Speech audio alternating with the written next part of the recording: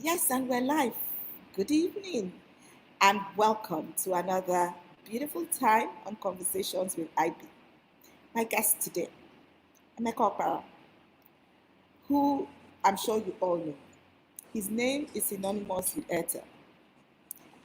His name has been synonymous with that network for as long as I can remember. Emeka is Emeka is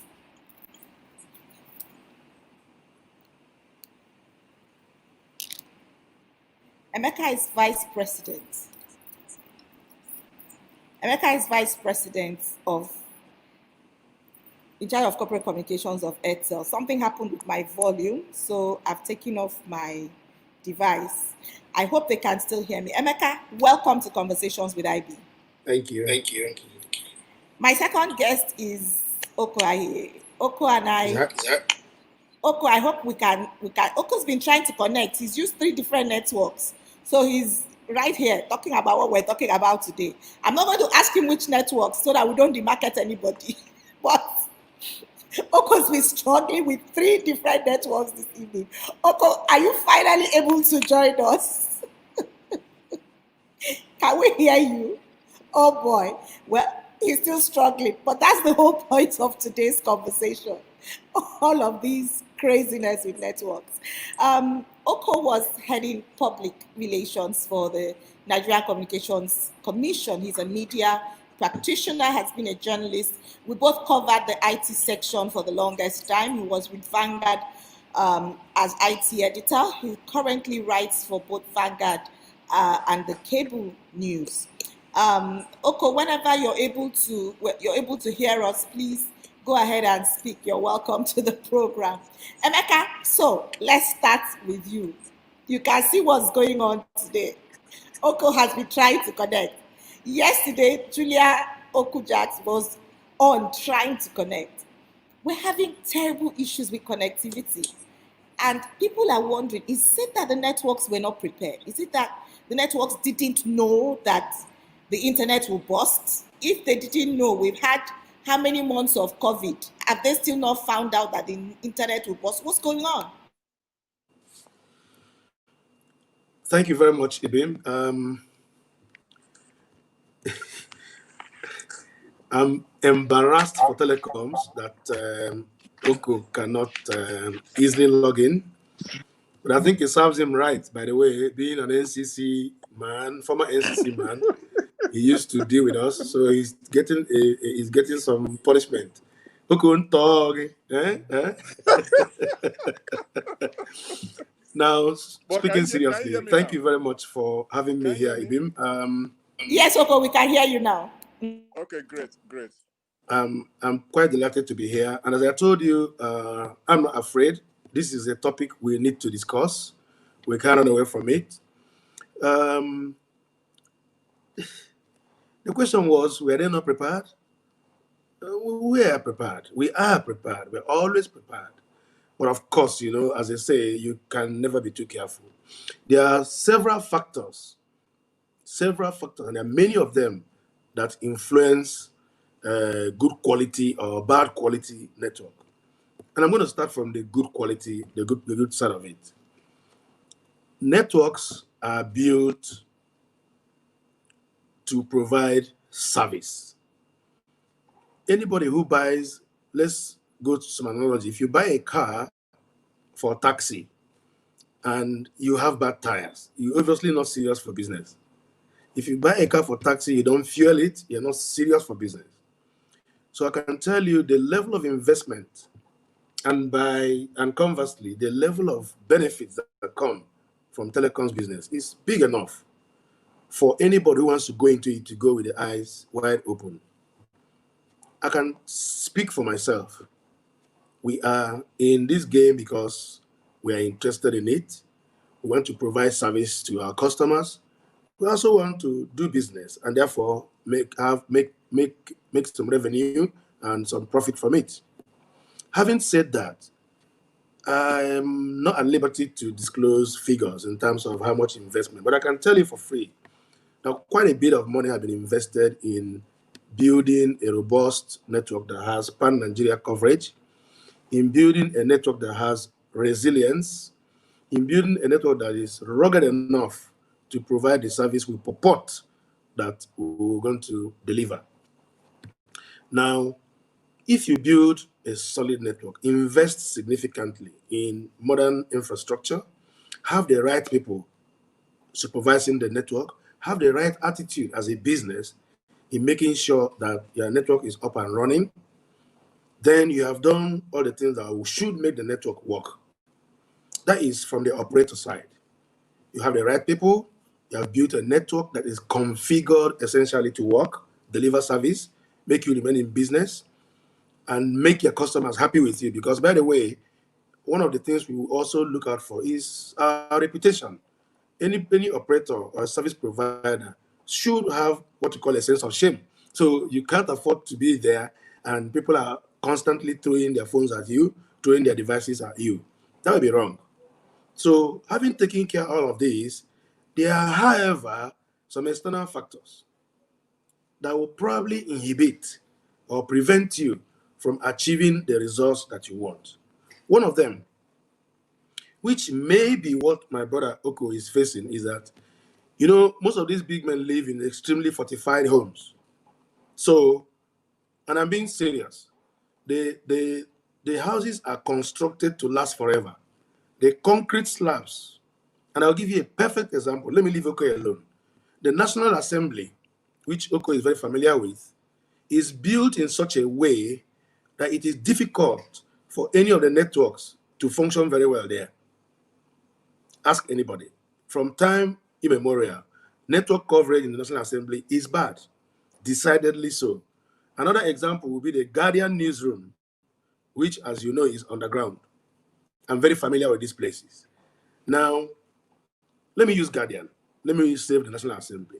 So we visited the Guardian, and my good friend and brother there, who was the editor then, Debo, said to me, Emeka, we have to come outside of the newsroom to make a call. That's bad. I said, yes, I know. I come here. When I come here, I can't get a call. My network is off because it is underground. What we need to do here is to do what we call an in-building solution. Now, I'm not making excuses. I'm giving you a practical explanation. Let's do an in-building solution. He said, please, with our pleasure, come and do it. So we deployed our men. They went there to do what they call the road test and all drive tests and all that. Of course, they confirmed what we say. We bought the equipment. For us, it's CSR. We're not trying to do it to make money from Guardian. Let's support a media house and make them, the journalists, do their work well. Just as we're about to deploy, we got a call that we must stop. And I'm saying this openly. I'm like, why? So we must stop. That we cannot install those equipment. We will probably start spying their newsroom. I felt so bad. And I called all the people all the way. I won't mention names. And they were like, okay, don't worry. Thank you very much. Don't do for us. All right? And this is the exact same story at the National Assembly. If you go to National Assembly, you will see the base stations of all the operators in front of the building, defacing that premises. They say we must put our base stations in front so that they can see when we are maintaining the sites, when we are fueling the sites. They have refused for us to put IBS, in-building solutions, in the National Assembly. So calls are very, very difficult in that place, plus the jammers that they have there. You see what I mean? So these are some of the, and then going out of these buildings, fiber cuts. Most of these operators, all the operators in Nigeria are sitting over 1,500 fiber cuts. These fiber cuts are either deliberate or they are accidental. We have people who sabotage our operations. They cut our fiber, knowing that we will come and replace them. There are some that are caused by constructions. People are constructing roads. Politicians, they dig the road. There's something called right of way. Now, this right of way is allocated by the state governments. We are supposed to know where the cables are laid, where the water pipes are laid, and everything. Unfortunately, some of these maps don't exist. Where they exist, you don't even know where they are. So somebody is building a road, he will cut the fiber. You cut the fiber in Cross River State, you affect Ebonyi. As Okoh will tell you, this is a ring, fiber optic ring. You hit the ring, you disconnect everybody. If you hit a water pipe, water will start leaking. If you hit a telecoms pipe, customers will start complaining. That's number one. Number two, power is another factor. This, if you go to some countries that you easily compare us with, they have uninterrupted power. Power is not an issue. So I go to Texas, for instance, where I spend most of my holidays, and I never experienced any power failure or data drop. They don't make as much money in those countries as people are making from us here. No, they do. They do, Ibin. Now, you know how they do it? They do it because their services are reliable. They have more numbers. Everybody is on it. If you go to the US, for example, I pay $100 for internet in the house, television, and Wi-Fi. That's what I pay, $100 a month. $100 today, I'm sure you know, is about 48,000 naira. I hope you know. Good. Now, I don't know how much you use for your internet in your house. Then you have to look at the office as well and look at your phone. These are all different. So my point actually is that when you extrapolate, you find out that the conditions for operating in those countries are easier. They don't buy diesel. I buy diesel. Now, I have a base station in Osun State. The generator was stolen 10 times, for example. Every time we replace the base station, every time they replace the generator, they steal it 10 times. I mean, we had to decommission that site because they realized that site, what they call a hub site. If that site goes down, 50 other sites go down. These things happen only in Nigeria, they don't happen elsewhere. You know, you go to some communities, you say you want to come and build a site, they'll ask you to sacrifice a cow and bring a goat and bring 1 million naira. I mean, this is not happening in America, it happens in South Africa. So the Emeka, our ancestors must benefit from the work you are doing now. Thank you very much. I know. So you see, so the conditions for operating in Nigeria are peculiarly different. And that is what the issue is. Every time I say it sounds like, well, I sound like a broken stylus, but the reality is that every time, okay, so a generator, the base station that powers Imo Airport, Sambakwe Airport, the base station is somewhere in a nearby community. Whenever they steal that generator, and they stole it 4 times, whenever they steal it, we will have to engage the community. The airport goes off. And you know, the traffic of people who go through the airport will lose money as well. So it's in my interest for my base station to be on. So I replaced the generator. And they will steal it again. So you know what I did? I had to probably get the traditional ruler, pay him money. He probably knows the people who are stealing the generator, by the way. You go to some communities, they are coming to steal the battery for UPS, for your base station, to steal batteries. They kill the security man. The security man is from their village. He's not from my village. He's from their village. They kill the guy to steal batteries. The environment, as somebody has just said, is absolutely hostile. Anybody doing business in Nigeria, you should actually give the person, buy him a gift, because it is absolutely hostile. And when I mean hostile, it's hostile. You don't want to talk about Northeast. You don't know the number of staff that have been killed. You don't know the number of base stations that have been bombed out.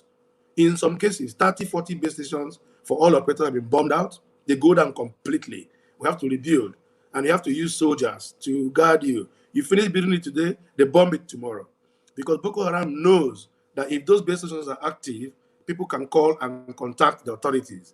So they do that thing routinely. They also have people, I suspect, in the businesses that tell them what's going on. Some of the guys who maintain the sites are also the ones who steal those things. How do you steal a 25 kVA generator? You can't. You have to plan it and use a Hayab to excavate it from the ground. Even if you chain it to the ground, they'll steal it. So these are the things that cause destruction. Once a generator goes down, the base station goes on. A base station controller or a hub site goes down, 50 others that it supports go down. And the people will complain until people come. Now, talking about the pandemic, which is ongoing. Yeah, nobody planned for this pandemic, including the President of the United States of America. As you can tell, nobody planned for it. All pandemics are not planned for. Okay, it's here. We are learning as we are doing it. But what has happened, you need to import parts as well. You need to get parts coming into the country. Most of them come from China. Almost 99% come from China. So importation of stuff. In those days, you DHL things very quickly if they are urgent.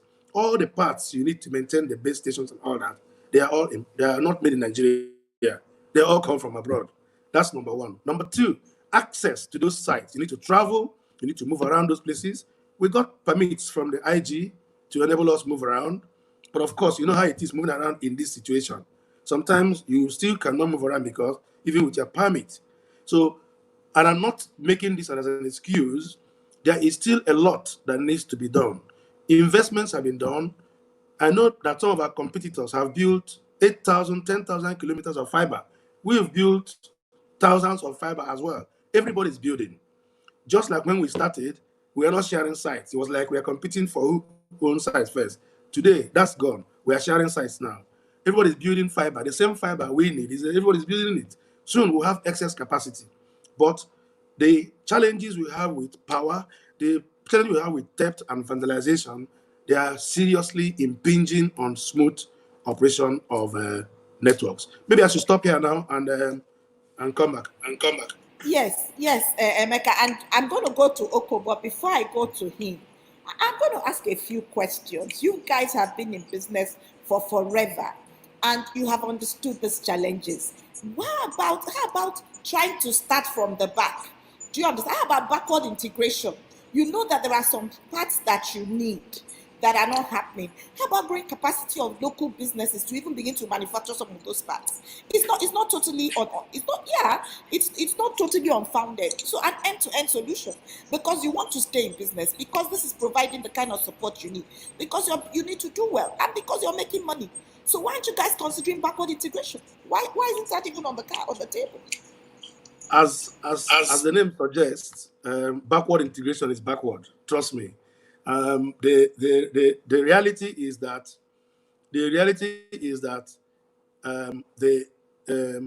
UK is an advanced economy. They import their parts from China. The US advanced economy. They import their parts from China. The investment needed to. I am a service provider. I'm not a manufacturer. For example, how many people are manufacturing handsets? When we open a business, you expect other people to come into it. I can tell you that companies like Huawei, Ericsson, and all that, if they found the economy, if they found the environment very comfortable, they will be here to. Do you know, by the way, that all the cars, all the BMW seats used around the world are made in South Africa? All the BMW seats, the seats of the cars, are made in South Africa. And the reason is because they have an enabling environment. They have leather in good supply. They have power to do that. Who is going to come to, who is going to, I don't want to ask that question, but you know the question. So it sounds okay to ask that question, but you can't manufacture. And we're not into manufacturing. We are a telecoms operator. By the way, we have outsourced our network. We don't own network. The network is outsourced to Ericsson and Huawei and Co. to manage. Security is outsourced. We don't own. If you ask somebody and tell the person that a mobile network in France or Germany, they have a security network, it sounds ludicrous. They don't have those kind of things, but we have it in Nigeria. That's backward integration. The real backward integration is to have 20,000 security men working for a telco. Is a disgrace, but that's what we are doing. So we will not do backward integration. We will open the business, make it attractive so that other people can also invest in the industry by building up things. But you and I know what the bets are singing. Who is going to come to invest in building network equipment in Nigeria? Wow. Even handsets are not being manufactured here yet. Cars are not being assembled here. So please, just pity us a little bit and allow us to focus on our core competence. Okoh, I need you to come in here. Let's talk about this from the customer's perspective. Yes, this is the problem. But I'm a customer. I want to do online training. I can't. Julia is complaining. She had a hectic time trying to get people on to do business training she was doing yesterday. So yes, these are realities. We knew in doing your due diligence as companies, they knew this would happen. They had all of this information. Okoh, speak to this matter from the customer's perspective. How does all of this help me? And then as you speak, also help me look at it. What is the regulator doing to help customers have a better experience? You had a chance to taste that part.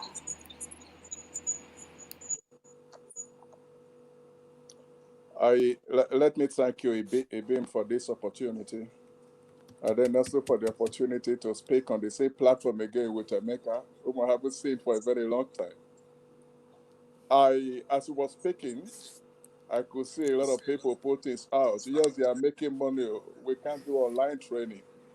And that is reality. I'm using 3 networks in my house. I try to connect, I cannot connect. Usually I will shout, but I'm not shouting because I know that sometimes we have to let some blames go to the right source. Let me just tell you something straight away. At the inception of mobile services, we missed it. AIBEE, you know this.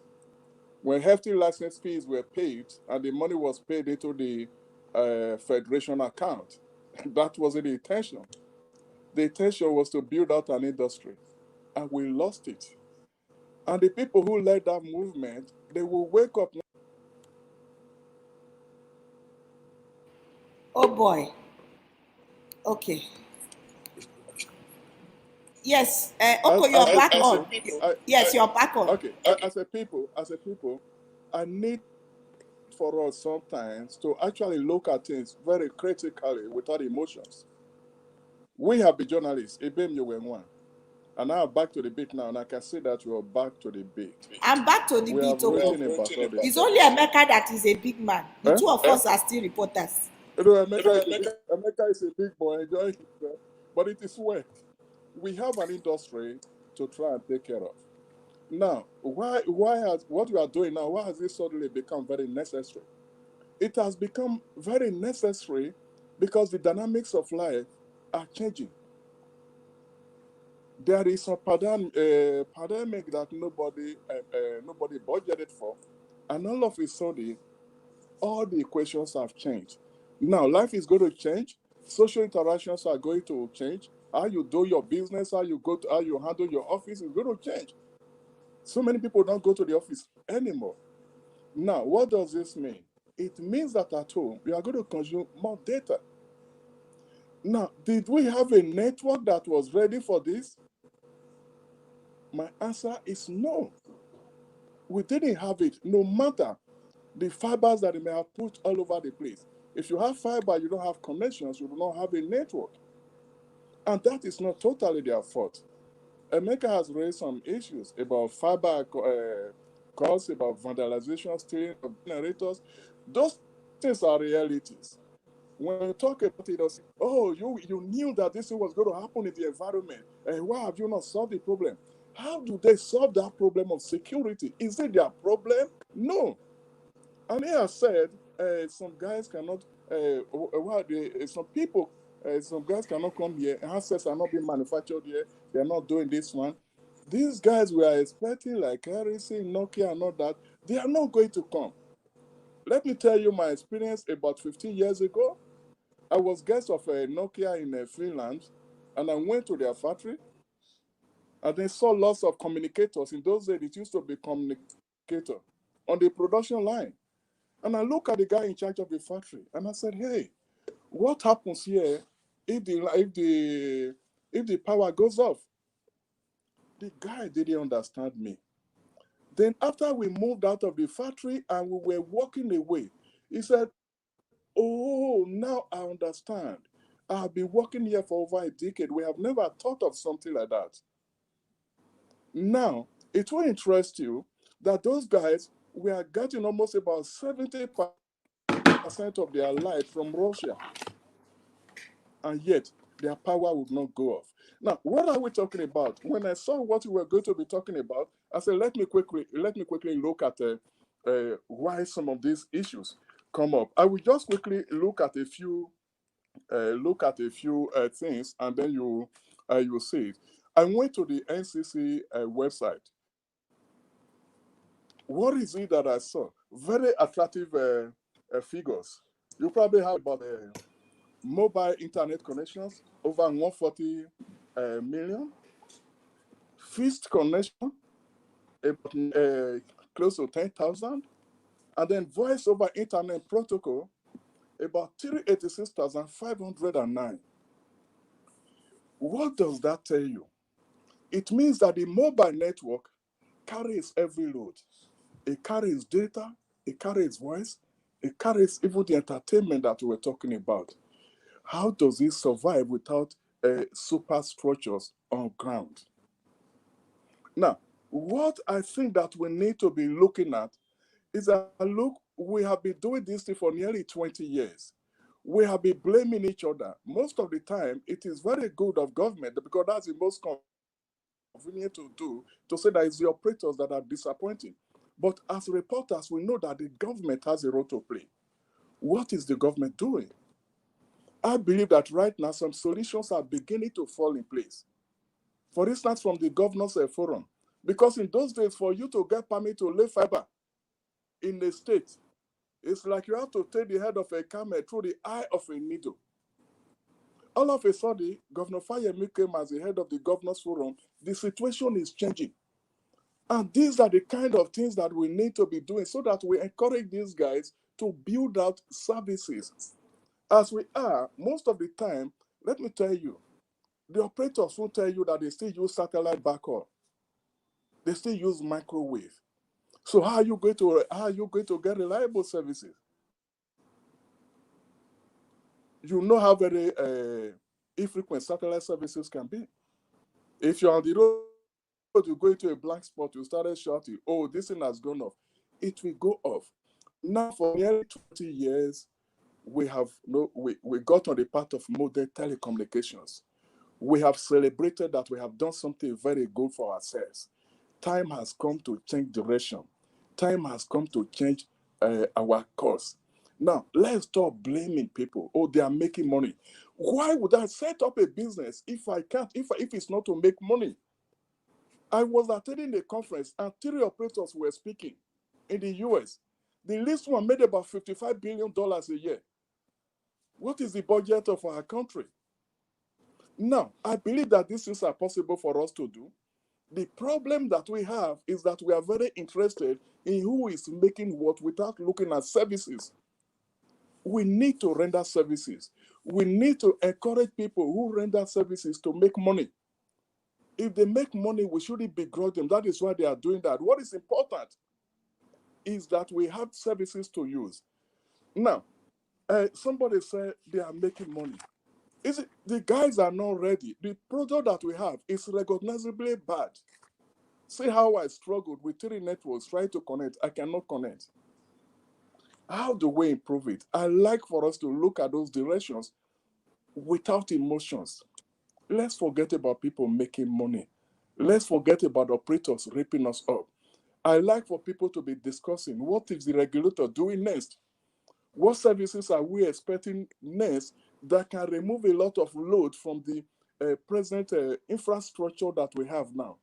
The infrastructure that we have right now is carrying too many things that it shouldn't be carrying. We need to be able to introduce new technologies, and they are just out there. I hope I make a little sense. Yes, you made a lot of sense, Okoh, and I'm going to jump in at this point. And I'm jumping in on a couple of issues. I don't think the problem is that people are making money.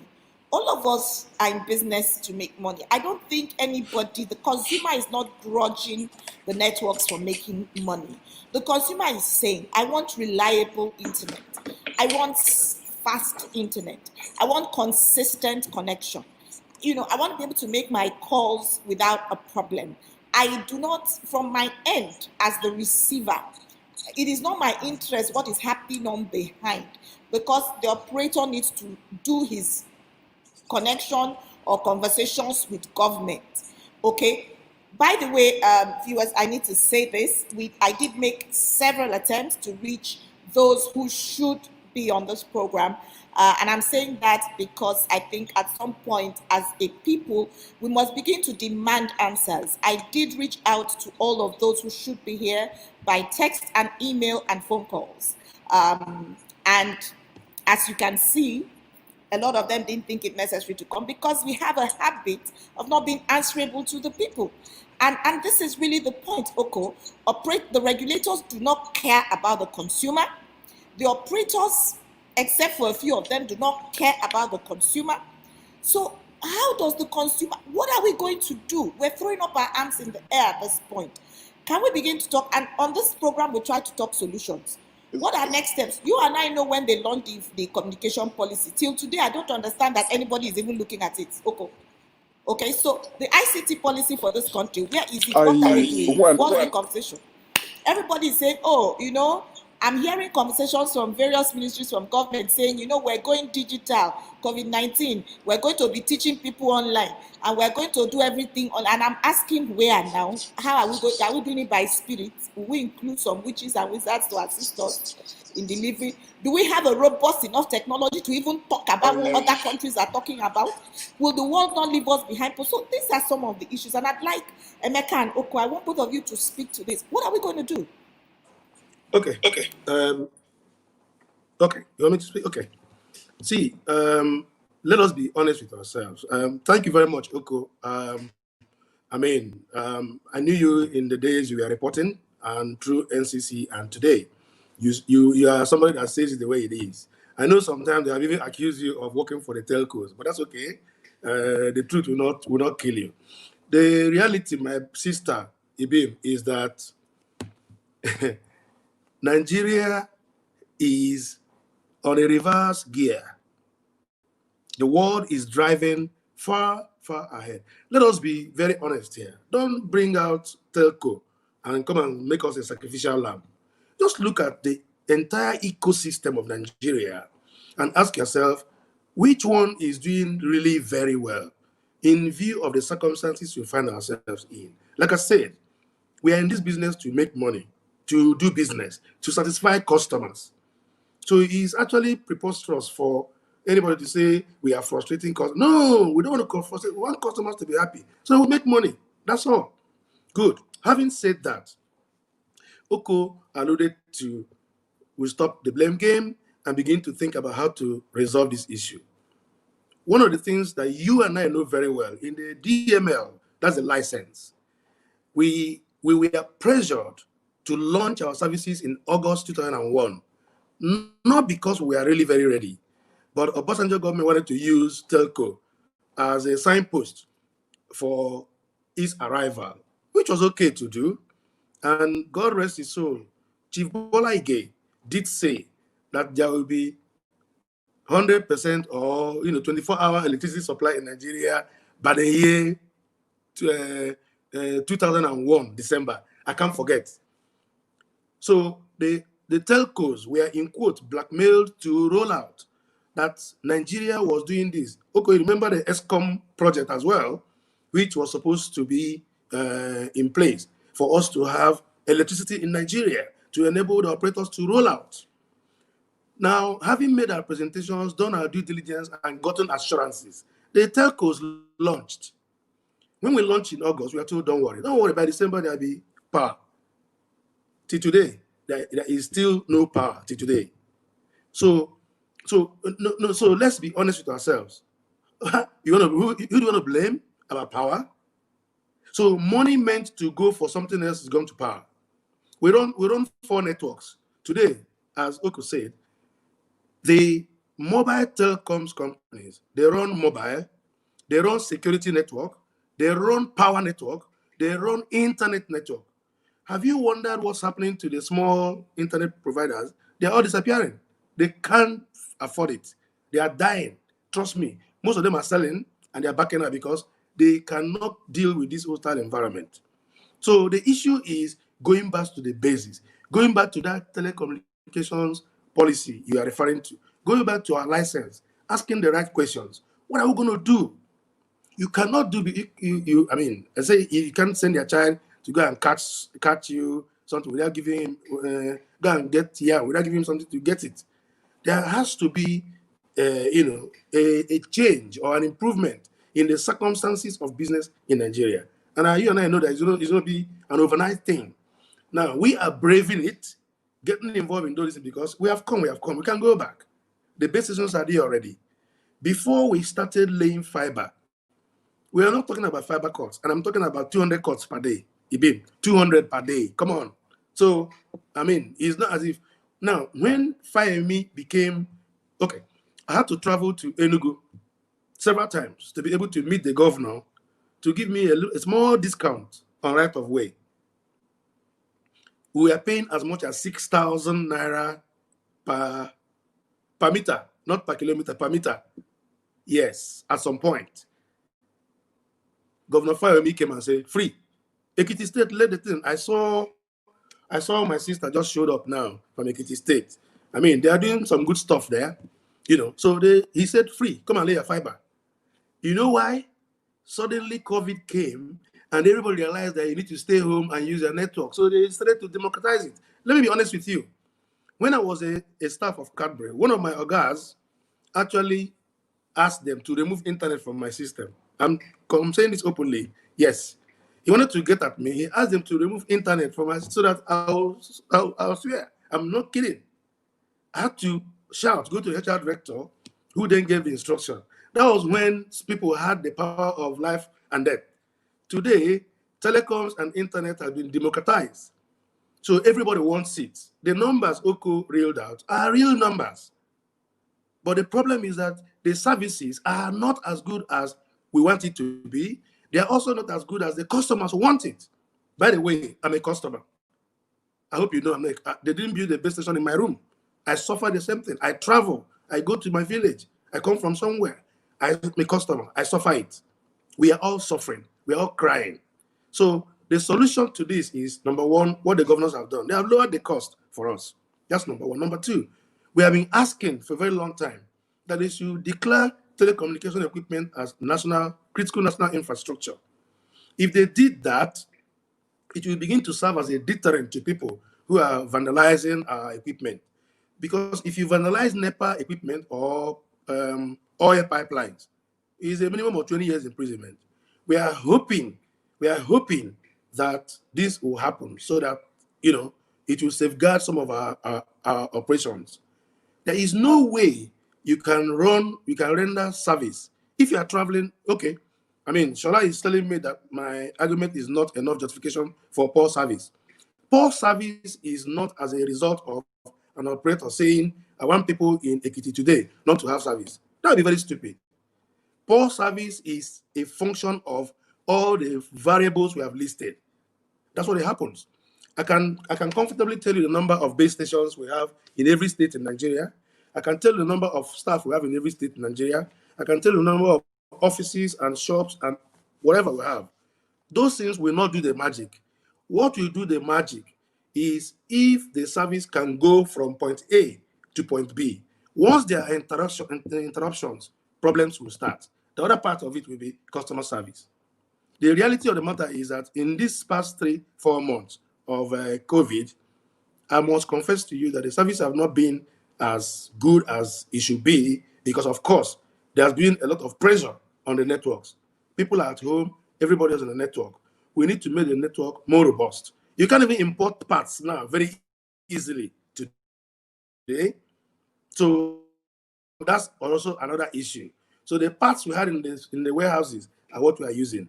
You need to get parts. A base station in Aba, for example, they went there and stole the generator and damaged the place. To move some parts from Lagos to there, to Aba, it was a challenge. We did it quite all right, but within the 3-4 days, people in Ikore Bene, people in Abakaliki and Ebonyi, we are complaining because that hub site has been damaged. This is the only country, and I'm saying this with due respect to everybody. This is the only country where people deliberately go to the base station and they will go there and steal the batteries meant to power UPS. Come on, man. If you take off the power generator, the service there will go, and it happens every second. Trust me. We cannot set up a business, and I'm responding to a comment from Shola. You cannot set up a service and you don't want the customers to enjoy it. That would be absolutely responsible. We are doing everything we can to make sure these things happen. We even said, okay, you know what? We are telecoms service providers. Let Ericsson, who are we? Who are experts? Come. So we sold our networks to them to manage for us. They are experts. And they are the ones that are managing the ones who built it are the ones managing it. So I think the first thing to do is to place capability where it should be. I'm not absolving myself. We have to do what we got to do ourselves. But having done all we have to do, we need an environment. We need an environment. People are in their homes now. Some people are probably going to go off this thing because NEPA will take light or whatever will take light where they are. and they will blame Airtel for it. NEPA takes your light, you blame us. Have you asked yourself, since 2001 when we launched, how many businesses have lowered their prices? Please tell me. TomTom prices, Gala has increased. Every product in the market has increased prices. The only product and services that have been going down deliberately and strongly have been telcos. By the way, in the telecommunication industry, Okoh knows, NCC has a ceiling and a floor. There's a ceiling price, there's a floor price. So we operate within a band that is dictated by government. It's not as if we fix our prices. So there's a ceiling and there's a floor. We can't go above, we can't go below. So that we don't kill each other. So we have continued to come towards the south just to be sure that customers can afford these things. But every other company, every other product, soft drinks, gala, everything, sweet, the prices have increased. And I make bold to say we are the only ones that have been going down and others have been going up. Prove me wrong. So it's easy to pick up the man who is under the snow and want to slaughter him. Electricity is a big issue. Security is a big issue. If we solve these two problems, there'll be no blink. And that's what happens in the US. Okoh also made an allusion to the fact that we run only a mobile network. In the UK, they have landline network. In the US, that was what was there before. Everybody has. So when you come to me and tell me that, oh, we make more money, we don't. He just told you what a company like Vodafone or whatever makes, bigger than Nigeria's budget. Because you can't even, they don't feel it, people don't talk about it. They pay for the service, it is available. They built a landline network over time. So people don't rely on mobile all the time. Even the mobile they're using now are internet-driven ISP, internet-driven lines. So people are making calls over voice over internet protocol. That's what they're using now. So it's a rugged network that's been built over centuries in some places. We are just starting. Didn't NITE win a license? NITE won a license. What happened to it? Ibim. So have you asked federal government what happened to you? You want to kill Airtel because we are investing our money and hiring our people? Airtel license went to the dogs. Nobody thought about it. The Solar organized a demonstration in front of NITE to say what happened to the license you got. They're not doing anything. They sold it. What has it got? So to be honest, I'm very, very passionate and almost emotional about it because we cannot set up a business to die or to frustrate our customers. We need to do better in terms of customer service. Ask me. That I can tell you. Because that's a palliative you can use because the other parameters are messed up. I will come back to, there's a question I saw from Julia. I will get back to it about flexibility to help customers. I thought about it, I saw it. Thank you. Yes. Okoh, Emeka has reeled out all of those things. The fact is that we want a functional situation. We're dealing with a season across the world where countries are moving forward. We have to consider where Nigeria is going to be. Okay, we can't have these conversations. It's clear that tech is going to be king now and post-COVID. It's clear that digital content is where everybody's going. It's clear that a lot of things are going to migrate online. So it's clear that everybody is going to need to survive. Practically, data is going to be life. For want of repeating Airtel's slogan, it's going to be the air we breathe, practically. And we are in this situation. What should we be doing? Who are we going to go and meet? Okoh, I need us to be having this conversation. Who, basically, whose neck should be on the chopping board? What are the things that have to happen? What does government need to do? What do the telcos need to do? What do consumer rights groups need to do? What does the customer need to do to demand service? Should we?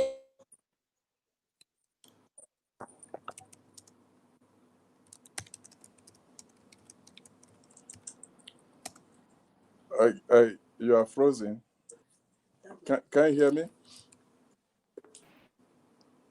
Can you hear me? Hello, Aibe. Can you hear me? I can hear you. Okay, continue. Can you hear me? Hello. Okay. So I'm so sorry, guys. That was my own network went off, and I have two networks here. One is radio, one is Wi-Fi. That's my life. So I'm sorry, I went off too. So Okoh, please go ahead.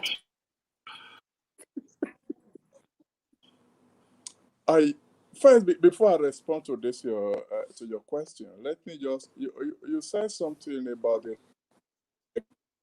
regulator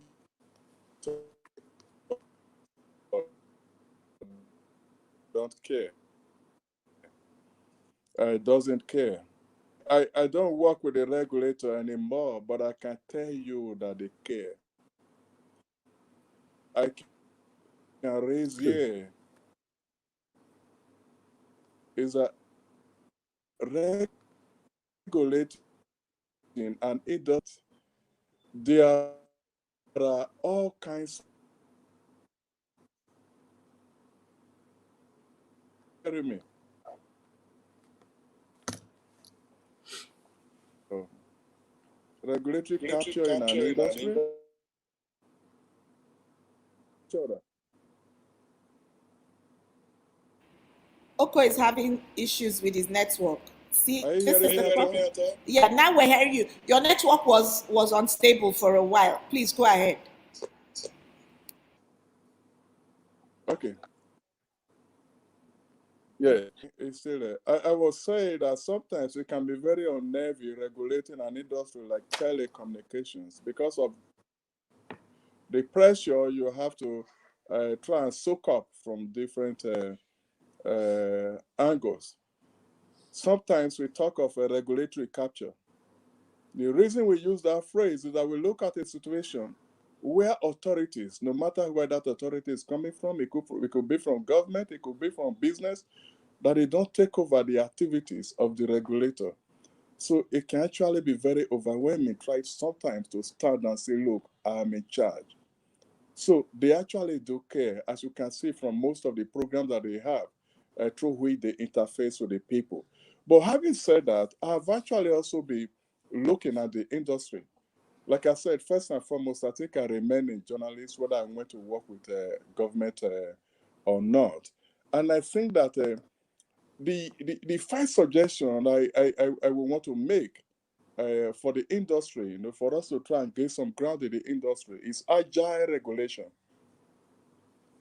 What we have now is nearly 20 years, and we are still looking at the old books. It doesn't work anymore. We need to think on the go. We need to think up of ideas as regulators and quickly implement immediately. We need to look at new technologies. For instance, I thought I was in another program handled by GTEx in Dubai, but the guy who anchored it was anchored it from Lebanon, and they featured people from all over the world, from South Korea, US, and all that, and it was quite very robust. Now, what was something that I benefited, the way they tried to handle the COVID pressure. In South Korea, the guy said, he said 5G helped us. In fact, it has impacted a lot on online shopping. Now, that shocked me because I know that in South Korea, when you are on the street in South Korea, you are exposed to about 6 open connections immediately free. Now, the guys are saying 5G connections, 5G helped us. That was South Korea. If as developed as they are, they could quickly run towards 5G. And look at the way they use it. And Dubai's one was very explicit. They said when the trouble started, they look at the movement of people and they knew that people were going to stay in residential areas. What did they just do? They pinpointed their signals in those residential areas. That solved a lot of problems. And that is one magic that 5G can do. Now, when I say agile regulation, we need to be thinking of all these things. If people are apprehensive that this technology is bad, that technology is bad, no, we have to find a way of explaining that, look, it is the way the world is going. If I don't know, I will argue. If I don't know, I will fight against it. But we need to be able to let them know. We need agile regulation. Then the second aspect of it that I look at, I thought that we need to take some decisions that can encourage operators to put more money in the business. Now, no matter what Emeka will say, we have invested heavily, we have done this one, we have done this one. I can tell you that so many guys right now are beginning to think twice about Nigeria. Let's not be emotional about it. You have to look at the entire ecosystem and you find out whether your finances are safe. If you are not sure that your finances are safe, you are not going to bring in new money. All you are going to be doing is to say, look, let me quickly make some money and try to recoup some of the one that I've already spent. I am angry when people say we have a big population. It is because of our population that they are running to us. I was just looking at the penetration of smartphones in Nigeria. You don't have up to 40 smartphones in Nigeria. What does that tell? 40 million smartphones. What does that tell you? That our purchasing power is very small. Now, we need to encourage businesses that can bring money to our environment to increase increase employment and increase people's purchasing power. So when I talk about emotions, we need to remove some of those things. And I said we also need. I saw what one of our friends wrote. He said, "Oh, Fayemi did this thing before COVID-19." That is not what we are saying. What we are saying that that man has taken is very exemplary. People don't know the fight to try and lay fiber across the country. It was a major fight. Like Emeka said, if you are paying about 6,000 naira per linear meter, how many cables were you going to be able to lay? The man came and said, we are removing this thing. And since he said so, so many other states in Nigeria have also done the same thing. And what I'm saying, what I'm encouraging is that the governors forum, if they can make it mandatory, let them make it mandatory so that the laying of fiber across the country becomes free. Let me tell you, you know this, telecoms used to be low-hanging fruits where everybody wants to quickly make money. The council will charge, the state will charge, and the federal government will charge after these guys have paid their taxes. That was not a good thing, and I think that should stop. So what Fayemi is doing is very encouraging, and we need to just try and encourage him to do some more. And I also think that we need the regulator. We need to do serious of contact engagements with the various bodies in the industry, like ATCON, ATIN, and all that, because knowledge is not domiciled only in one place. No matter what you think that you know as a regulator, I can tell you the industry has a lot of resource, a lot of knowledge resource. They need to look at each other. They need to have more contacts to find out which direction are we headed. What is making it possible for you guys to do what we expect you to do?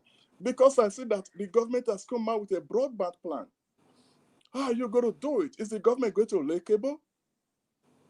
No, it is the industry. So there has to be serious engagement. Okoh, back to the issue of the policies. We have all these numerous policies and plans that government has said. Remember, there are many of them that we still have implementation of which I don't even know. Okay, Yes. and my question is, what is happening with these plans, these policies? Should we begin to think, is it a question of legislation that is absent?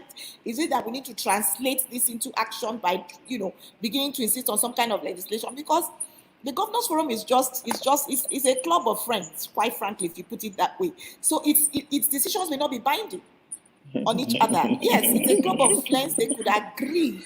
The only way it can actually, it's a club of friends. Yes, so the only way it can actually translate to something for us to give bite to anything we're talking about, should we begin to look at, is it that legislation is hiding somewhere? I'd like us to, this last few minutes, let's begin to talk practical steps. So, Aibee, I don't think that is just a decision among friends. I think that they have a national. I've forgotten what their group is now. The national level. I think it's actually an official some decision had been reached a long time Is the ago. National Governors Forum? Is the I'm coming. yeah? Is the Nigeria Governors Forum It's only open? right now. But No, not the yes, Nigeria. No, they are not the the Nigeria Nigerian Governors Forum. Governors Forum. I'm trying to remember. Oh, you're talking of the is it the Economic Council? The Economic Council. Yes, Economic Council. Some NEC. decisions have been implemented, and they are just trying to implement them now. Now, let me tell you why sometimes it's good that some of these narratives are very important. Now, what would you have said? Would anybody outside of Abuja believe that the authorities in Abuja for a long time did not allow operators to build out base stations? Was that possible? 10 years. Was that possible? 10 years. For 10 years. But it happened in Abuja. Now, the people in Abuja, they don't blame the FCT, they blame the operators. Now, was it expected that an organization like Nesre at that time would just go and be removing base stations to say that they didn't meet some kind of recommendations and all like that? No, that was double. That was double regulation. There are some things that take time to work out. Now, FCT has changed. Those things that Nesria used to do, they have changed. And this is a gradual process. In the life of government, sometimes things move very slowly, and you know how this is.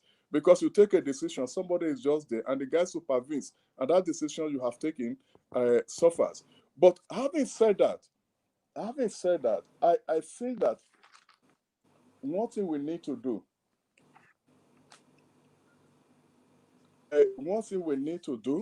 I've mentioned this, we need to look at agile regulation. We need to look at new technologies. Now, I do know that at the commission in those days, we'll have some, we had a map that shows access gap in Nigeria. You would not even know the number of people who still do not have services in their environment. There are very, very many. Those gaps are available. We need to try and bridge them. And then the other thing that we need to do is that the Nigerian Communications Commission must begin to implement the infraco policy that was put in place. Infrastructure organizations that can enjoy some supplements from the regulator to build out services. This decision has been taken years ago, and up to now, it's not fully functional. I think that we should make those things work. Because for people who are complaining that their services are bad and all that, they have a right to complain. But what I always say, and most of my guys in the industry don't do that, what I always say is that we need to always let them know the other side of the story. We need to let them have the information that they may not have, so that they know the amount of pressure they also need to put on their local councils, the amount of pressure they need to put on their governor, the amount of pressure they need to put on the legislature.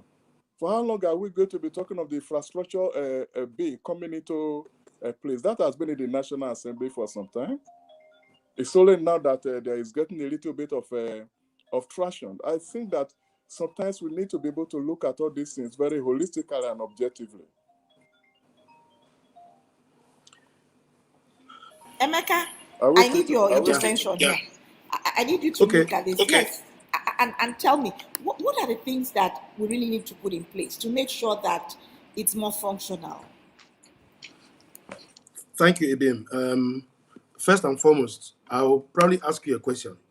If you live in a community where they tell you is very insecure, you built your house in an insecure community, and they say there are frequent crime and all that there, what will you do? You're gonna have to put armored doors, put security to protect you, be more careful, XYZ. You probably will not be able to influence the security situation. Now, what am I saying? The telcos probably have the most advanced regulatory and the lobbying departments in Nigeria. Aside from tobacco, we spend serious money in developing documentation, engaging the government, engaging the National Assembly, engaging the media.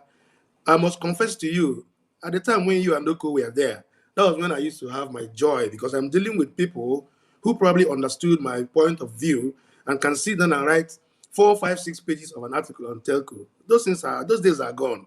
So I can tell you for free, even the media, they're not even. So how do you even fight this situation when the Guardian will tell you not to do free in-building solution for them because they suspect you're coming to spy them? How do you influence the National Assembly when they will not allow us to do? I'm just being practical here. How do you influence the National Assembly? They are grumbling because they don't want you to improve the services there. I'm just being specific. So you are left hanging. You don't know what to do. Every day the speaker comes to that. If you can make a call, he will summon the CEOs of telcos, abuse us, address a press conference. The media will blast us. Consumers will protest against telcos, and they will go back home. He comes next week. The thing fails again. He summons us. He blasts us. But there's a solution for that problem. He lets us go in there. We'll fix the place. He will have coverage. That's number one. What we have done and what we are doing now is that, see, rather than complain non-stop about fiber cuts, let me tell you what the operators are doing. We are paying people now. We are recruiting people, paying them to drive on major routes where we have fiber. It is absolutely unbelievable, but that's what's happening. The telcos are paying people to patrol all our sites. Of course, we are invested in what we call NMC, Network Monitoring Center. All of us have. So when there is a failure somewhere, the system detects it, and we deploy people there immediately to fix it. Will the failure continue to happen? Yes, it will not stop because we don't have control over that. Will they cut our fiber? Yes, they will continue. They're cutting fiber now as I'm talking to you. It will happen. So what we are doing is, how do we ameliorate the situation? So we are monitoring our fiber now. That's a different amount of investment we are investing now, paying people to patrol all our routes to be sure that anytime we notice a cut or they see constructions. In fact, people now are embedded in construction companies. Every construction company in Nigeria has telco staff embedded in them, following them wherever they want to do and work. When I was in the US last summer, I saw them building a road somewhere. Out of curiosity, I wanted to go and find out. I met the guy who was on site. He told me that what they normally do is when there is a road construction, they invite all the stakeholders, communities, telcos, water corporation, everybody who has a stake on that road. They're all invited so that everybody knows where everyone is. In Nigeria, only Julius Berger does that. Julius Berger will invite up telcos, invite everybody. So you come with your map, show them where everything is. So they will properly remove those things and put it back for us. But other places, they bring the caterpillar and cut it, and you can't do anything about it. So right now, we are now embedding our staff to work with the construction companies. We are now monitoring all our routes to see how everything is going. We are investing even more robustly in national network monitoring centers so that we can detect these faults as soon as they happen. We are also building what we call stronger, resilient backbone. That backbone is like a backup. So if this one fails, you cut over to the other one. We are also sharing network resources. We are collaborating a bit more. It is no longer a competitive tool. We are now collaborating. We have to survive. We have to survive in this business. So it's not about me and MTN or the other people having issues. No. If we have a failure, we can see how we can collaborate or fall back on each other to survive, because customers are not happy. And they're not happy because they're not getting the right services. And like I said, I'm a customer. So we are doing everything possible now to see how we can ameliorate the pain, because we cannot change certain things. Somebody asked, how are we engaging government to make sure that they start, or how do we engage government to build electricity in Nigeria? How do we engage government to build security in Nigeria? When last did we decimate Boko Haram? We have decimated Boko Haram 5 times. We have killed the leader of Boko Haram 5 times. And you come here, we're talking about telco here. The same guy is bombing our networks in Northeast, Zamfara, all those states. They're bombing our networks. So this is what they're saying. So the truth of the matter is that we will continue to engage government. That's number one. Okoh talked about the changes in regulatory modalities. The world is changing, so everybody has to change.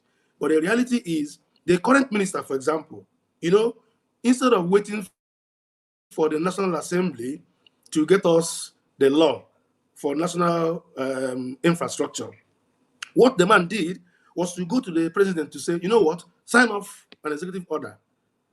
So the man signed off an executive order. That one gives us a little comfort. But is it actionable? Can we sue somebody? Can they jail somebody because of that? We don't know how far that can go. So we need some of these policies that we have set down. Somebody said he was part of a group that reviewed some policies. They review them, they go into the drawer one more time. We need those things to be implemented. We need to fix power, we need to fix security, we need to make the environment more conducive for people. We, the operators, I must tell you, I'm unhappy when Okoh is struggling. I'm unhappy when your network is going. I'm embarrassed, to be honest with you. I'm embarrassed. But I'm also mindful of the fact that this is a business, that we have tried to do all that we can do. We're not going beyond, because let me tell you, the same architecture of a base station or a network in Nigeria is the same architecture of a network in other countries. The same architecture, the same equipment is built by the same people. But when that equipment lands in Nigeria, it begins to behave abnormally. And that is what we need to address as a people. So we need to begin to attack the people who are the sources of our problems. When you wake up in the morning, Ibim, by the way, I'm sorry for the digression, but imagine waking up in the morning and somebody, you're hearing some very ludicrous stories from NDDC that they shared 1.5 billion naira to share to their staff. Does it happen anywhere in this world? But this has happened. So what am I saying? We are complaining. We are customers. While we are well within our rights, justifiably complaining, we also need to look at this issue dispassionately. Like I said, we don't want our customers to be unhappy. We will continue to see how we can engage the environment we have found ourselves in. We are actually stuck, basically. So we're going to try and see what we can do to make the best out of this environment, monitoring our networks better, reacting more quickly, proactively embedding our staff with the construction companies, proactively having them to parade and patrol all our fiber to report failures very quickly so that we can do with them, and so on and so forth. And of course, regulatory engagement. We are constantly pushing. Look at the 5G, for example. 5G has saved, look at Korea. And there are many people, even some people on this call today, probably believe that 5G is causing COVID. I can tell you that. On this your call, there are some people who still think so because their pastor said so. It's absolutely unfortunate, but that's the reality. So there are mixed messages coming from here and there. 5G, that is going to transform our life. But of course, somebody said we haven't even gotten 3G right. I'm talking about 5G, which is true. I'm telling you, it is true. She's right. We haven't gotten it right. And why we haven't gotten it right is that not that we are buying a Nigerian-made equipment. We are buying equipment made in Sweden, equipment made in China. That's the same place the US buys their own. The only difference is that when they buy it from China, they bring it to Nigeria. When they buy it from China, they take it to the US. The environment is extremely important. It's affected education, it's affected transportation, it's affected everything. And it is not telco alone. But I'm doing everything possible to remain in business. The small internet service providers are gone. They are dying. They're all dead. Nobody's talking about them yet. Very soon, they will disappear completely. Only mobile telecoms company will be providing internet. And that's not right. People invested in those businesses. Some of them are very passionate about it, but they are gone because they can't meet up. That's what has happened. Almost all of them are gone. The few left now are struggling. They're looking for who to buy them so they can sell. We need to engage government. I think the government engagement is very important. The advocates, people like Shola, they should put pressure on government to start doing the right thing. If you take out some of those challenges, I can tell you, it's certainly something that will happen. Don't say we knew. It's just like, you know what they say, you're eating pepper soup and you're crying. Didn't you hear the name before you went? Well, we thought Nigeria was going to get better. 20 years down the line, the same problems we have, even more problems we are still having. But I can tell you, with some of these little steps we've put in place, we are going to have a little bit of a breather. And if the flights begin to come now, if you go to the wharf, my dear sister, if you go to the ports and see the number of ships better there, you will faint. Goods are not coming in. We are not clearing. Equipment are lying there. We can't clear them. It takes 90 days, 180 days to clear equipment. So equipment ordered in the week of March that have just arrived Lagos now. Before you get them out, you take another 3 months. How do you survive? That's not how the car will get to Umuahia, as they say in my village. Well, thank you, Emeka. I must concede to you that you're doing what you should be doing. You're selling well, but but let me ask, and we should be rounding up. Quite frankly, we've done our one. But there's something that someone told me when we were preparing for this program, and he said, "Ah, look, this telcos that in fact an operator had admitted to him that we were complaining at the beginning of COVID. We were complaining that our data was finishing on time. So you guys decided to slow down and give us. We're not even getting. We're not getting 3. We're getting 2.2. 2.2G that you decided so that we don't spend so much. So please, what is happening to speed? We barely can get 3G. And they say you guys decided to slow us down. So you need to address this matter so that we know whether it is. And then the second part of it is you're talking of 5G. Well, someone already said we don't even have 3G. Where's the infrastructure on which this 5G is going to ride? We do need 5G, but now you see, even what you require for 5G is an advanced technology. It's more expensive in terms of deployment, but it's easier to operate. It will basically circumvent some of the challenges we are facing. That was what Okoh was trying to explain with Korea. If we do 5G, it will circumvent so many things. 5G doesn't go far, but it's very efficient.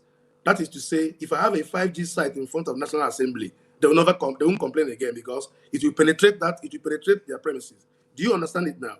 So the point is this, the guys who are coming up with this G, the guys who are coming up with this 1G, 2G, 3G, these are advancements, improvements that will increase speed, that will increase efficiency, that will increase latency and quality. When you get to 5G, it is of course seriously more expensive. When we get it in the system, like I said, it will circumvent the issue. The fiber will be there, but so many things are going to be working generally in the favor of the telcos. So I can almost say that it is not necessarily about the G. We need to deal with the real issues here. We need to deal with the issue of security. We need to deal with the issue of power, the issue of leadership. All kinds of things are happening. Now look at the people who have been ministers of communications. With due respect, these are all great men. They are great guys, but they are also politicians, as you know. So sometimes their response. If you imagine when Ernest Ndukwe was in the NCC in those days, and shortly after him as well, what Okoh and Co. The way I don't know if you read my lips. Things should get better. Things should get better from that level. We need to get the government to do what they're supposed to do. Now, there's always an ecosystem in every relationship. Everybody must play his part. If one person is playing his part and others are not playing, it's going to work. But in the end, the customer is suffering, which is why we are having this conversation today. Customers are suffering, and there's need to solve customers' problem. So we are doing our best with some of the things I've said, and the issue of speed. Again, I've seen people say, "Oh, I can't get 4G." Meanwhile, they haven't set their phone. They don't have 4G enabled handsets. They can't even set their phone to 4G. I have 4G enabled everything, and I'm barely getting 2.2. We're not talking about you. So the reality is, we also need to do a bit more education ourselves to help people to understand their phones more, understand how networks work, and also their rights. I can tell you that I know people who have complained that, let me tell you, networks are built by human beings. This is going to be my final words. Networks are built by human beings, not God. So it is bound to have challenges. There are bound to be issues. And that's why there's customer service. So when you have an issue, try and escalate it. We would rather you complain than keep quiet and go to somebody else. So if you have issues, go to Twitter, go complain, no problem. We will deal with it. We are there, present. We will try and resolve it. I want to convert a customer who is complaining to become an ambassador. That's my responsibility. So when you complain that your data has been zapped, I'll check. When I check and truly your network is bad, I'll reimburse your network because it is made by man. After God created man and put them in the Garden of Eden, what did they do? They did what he didn't want them to do. That's God. What of a network? A network can fail, you know. So let's not treat networks as, we're not God. We are simply technology, and it can fail. And when it fails, we need to come back and say we are sorry and replenish or replace or give recompense. But more importantly, we need to be alive to our responsibilities. Well, I like those words. I like those final words, and I hope you're listening. People need to know their rights and make the demands. Okoh, can I hear your final words on this matter? And in fact, with this conversation, Okoh, you, me, Julia, Shola, we need to begin to think of something bigger.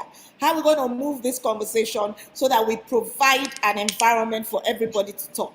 You guys, you need to be talking. We need to be talking to each other about this. We need to take this conversation to the guys who need to make the legislation, to the guys who need to regulate, to the guys who are making policy, and say to them, you've got to do a bit more. Okay, your final words, please. Let me tell you something, Beam, that I'm afraid of.